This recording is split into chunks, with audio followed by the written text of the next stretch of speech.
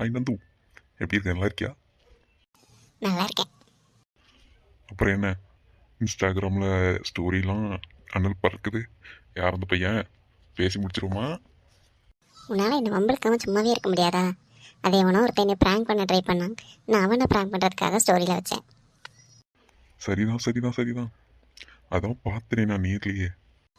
நானும் உன்னை பார்த்தேன். நீ ஏன் என்னை தடுக்கலை? நீ வந்து கேட்ப அவனை கேட்பேன்னு நினச்சேன். ஆனால் நீ கேட்கவே இல்லை. நீ ஏதை சமாளிச்சுக்குவேன்னு நினச்சேன். உங்கள் ரெண்டு பேருக்குள்ளே நான் இதுக்கு தேவையில்லாமல் வந்துட்டு டிஸ்டர்ப் பண்ணிக்கிட்டு அப்படின்னு நினச்சேன். அம்மா நீ என் மாமா பையன் தானே? ஏன் அவனுக்கு தோணுது உனக்கு தோணல? நீ நீ இப்போ என்ன சொன்ன? ஒன்று சொல்ல மறந்துரு.